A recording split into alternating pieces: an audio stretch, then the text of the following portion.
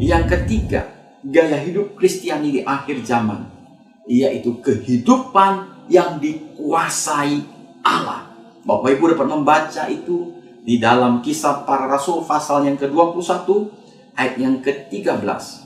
Nah, kalau kita memperhatikan di ayat yang ke-11, setelah Paulus berada atau tinggal di rumah salah satu umat Tuhan, yaitu di rumah Filipus, selang beberapa hari kemudian datanglah seorang nabi bernama Nabi Agabus memberikan nubuatan kepada Rasul Paulus. Di ayat yang ke-11, ia datang pada kami, lalu mengambil ikat pinggang Paulus sambil mengikat kaki dan tangannya sendiri. Ia berkata, demikianlah kata Roh Kudus, beginilah orang yang empunya ikat pinggang ini akan diikat oleh orang-orang Yahudi di Yerusalem dan diserahkan ke dalam tangan bangsa-bangsa lain.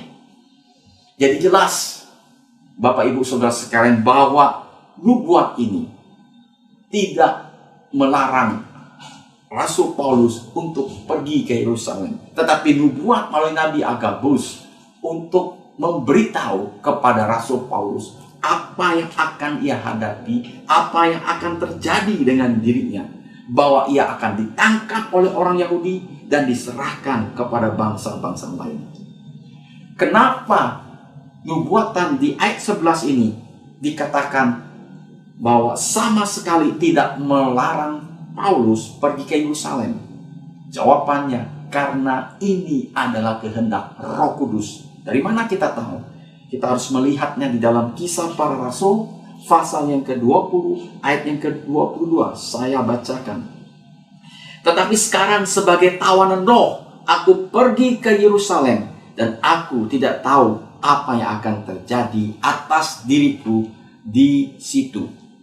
Dan berdasarkan nubuatan Nabi Agabus ini, maka orang-orang percaya, saudara-saudara seiman, menasehati Paulus agar ia tidak pergi ke Yerusalem.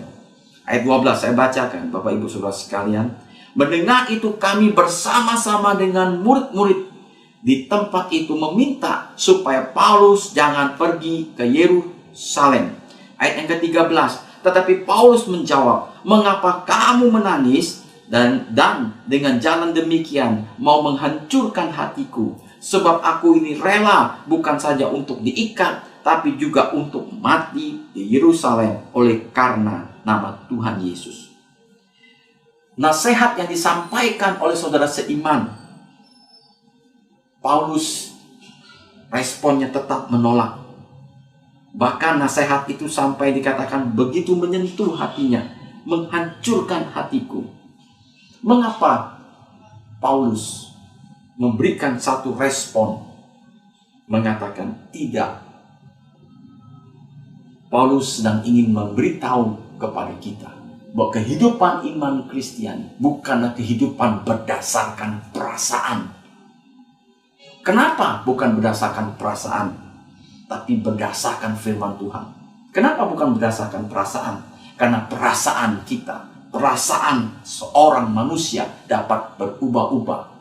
Karena perasaan kita dapat dipengaruhi oleh penglihatan kita. Perasaan kita dapat dipengaruhi oleh pendengaran kita. Perasaan kita dapat dipengaruhi apa yang terjadi di sekeliling kita.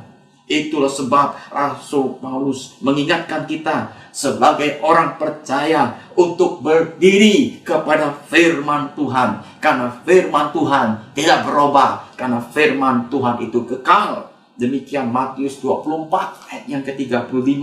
Langit dan bumi akan lenyap, tetapi firman-Ku kekal selama-lamanya. Pernyataan Paulus di ayat 13, sebab aku ini rela bukan saja untuk diikat, tetapi juga untuk mati di Yerusalem oleh karena nama Tuhan Yesus. Hal ini membuktikan kepada kita bahwa Paulus mengizinkan kehidupannya dikuasai oleh Allah.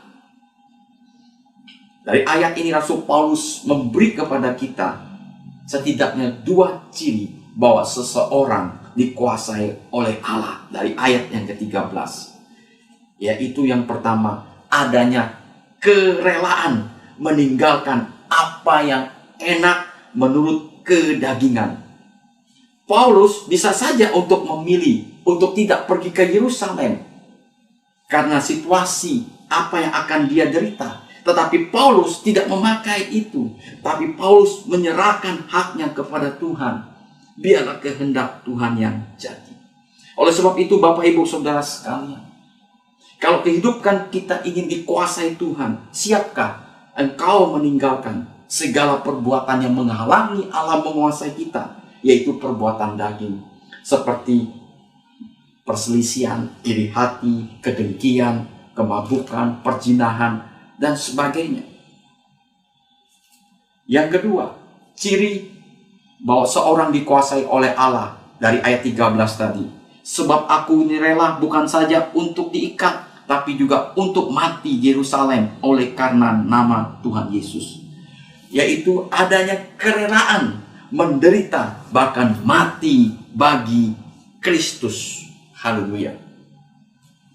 Di dalam Filipi 1 ayat 29 dikatakan, Paulus menulis kepada jemaat di Filipi, sebab kepada kamu dikaruniakan bukan saja untuk percaya kepada Kristus, melainkan juga untuk menderita untuk Dia.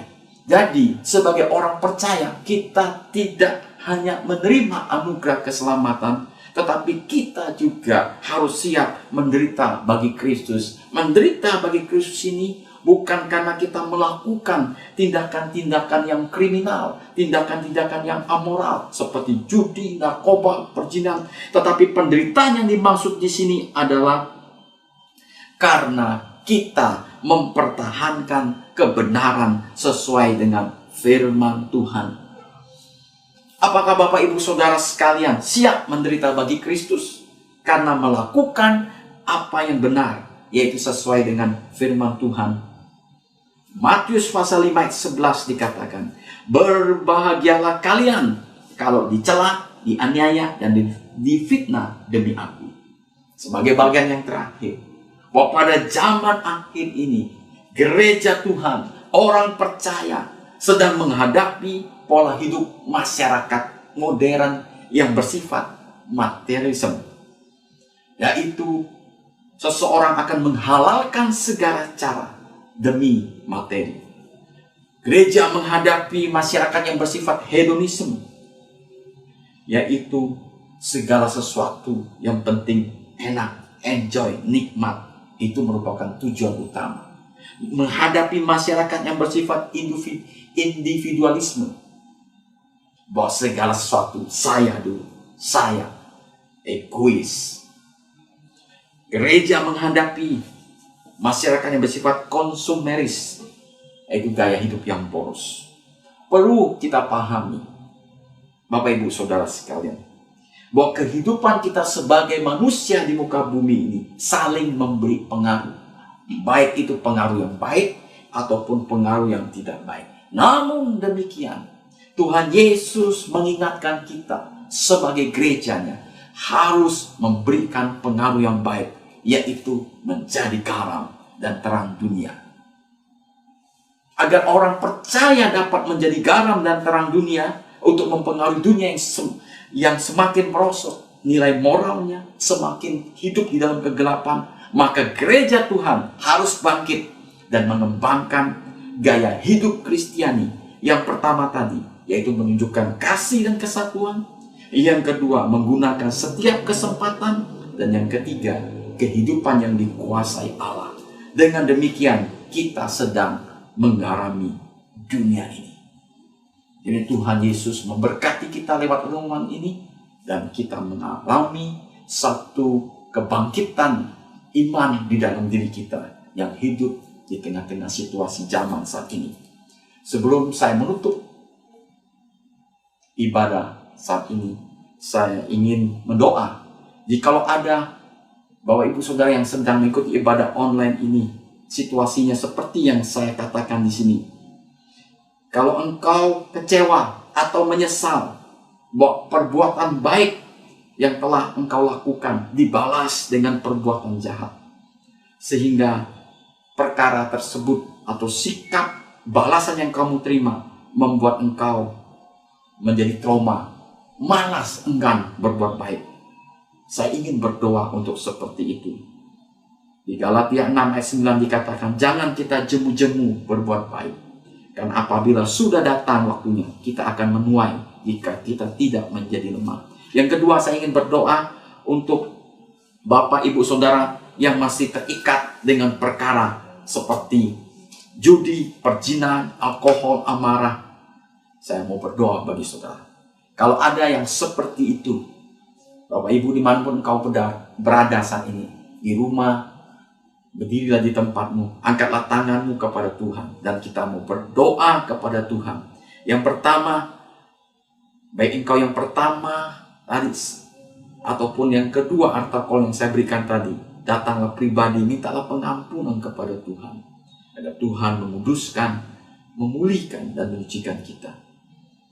Bapa Surgawi, kami berdoa untuk setiap anak-anak Tuhan yang saat ini sedang berdiri mengangkat tangan mereka karena kehidupan mereka yang telah mereka lakukan. Yang pertama, dibalas tidak seperti yang mereka harapkan, sehingga itu menghalangi niat mereka, keinginan mereka untuk melakukan yang baik. Tuhan Yesus Kristus, Engkau tolong, Kau jamah, Kau pulihkan hati-hati yang terluka, jiwa-jiwa yang terluka itu di dalam nama Yesus.